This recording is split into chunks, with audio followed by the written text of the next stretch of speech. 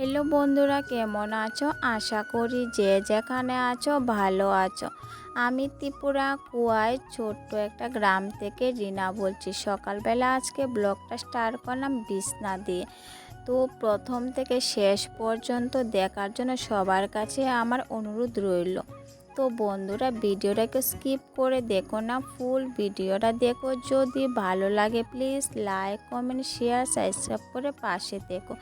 এদিকে বিছনাটা একটা গুছানো হয়ে গেল, আর এদিকে কম্বল কেতা বালিশ সব কিছু গুছিয়ে তারপর আর একটা বিছনা গুছালাম। আর বন্ধুরা, আমি একজন গৃহবধূ, সারাদিন ব্যস্ততার মধ্যে কাজ করে তোমাদের সাথে শেয়ার করি ডেলি ব্লগ। তো এদিকে বাবুর বিছনাটা গোছালাম না। তোমরা কি ভাবছো আজকে বাবুর বিছনা কোথায়? কারণ বাবু চলে গেছে বাড়িতে কালকে, তাই বাবুর বিছনাটা আর গোছালাম না। কারণ বাড়িটা একদম ফাঁকা হয়ে গেছে, কারণ চলে গেছে। আর অনেক দিন থাকলে একদম মায়া পড়ে যায়। তো যাই হোক, বাবুর তো বাড়ি যেতেই হবে, তাই চলে গেল। তাই বাবু চলে গেছে, একদম বাড়িটা ফাঁকা করে চলে গেল। যাই হোক, আবার কদিন থেকে আবার চলে আসবে, তখন বাড়িটা আবার গরম হয়ে যাবে। আর বাবুকে নিয়ে সময় চলে যেত, আমি নিজেও বুঝতে পারতাম না। কারণ কোন সময় সকাল হতো কোন সময় সন্ধ্যা হতো নিজেই বুঝতে পারতাম না। তো বন্ধুরা, আজকে হলো শনিবার। তো এদিকে বাসন দিয়ে সকালবেলা মুখ ধুয়ে তারপর চা বসিয়ে দিলাম। তোদের চা খেয়েছি মুড়ি আর দুধের চা।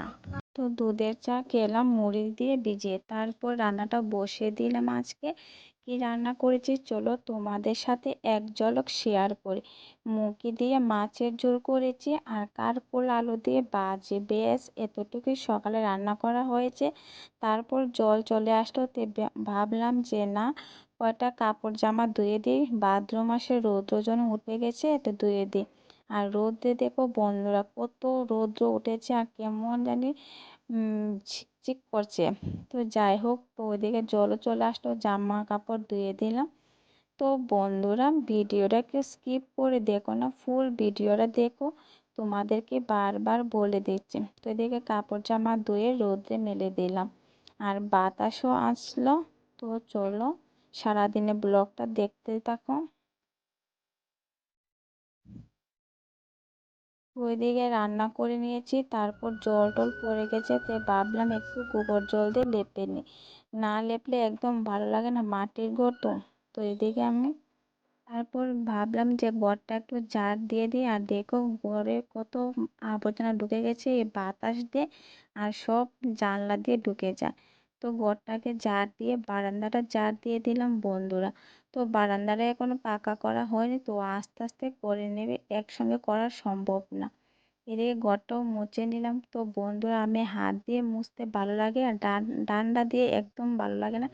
ডান্ডা দিয়ে যেমন আমার অসুবিধা হয় সেভাবেই লাগে না। তো চলো সারাদিনে ব্লগ দেখতে থাকো, কেউ স্কিপ করে দেখো না।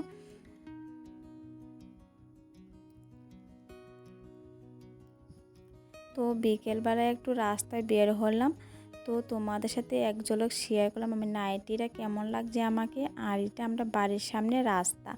তো বন্ধুরা, ভিডিওটা বেশি বড় করব না, খুব ছোট করে তোমাদের মাঝে শেয়ার করব।